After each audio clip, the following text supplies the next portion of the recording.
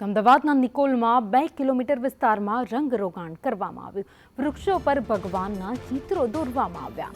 Nikol 80 foot road પર પણ painting કરાયું છે।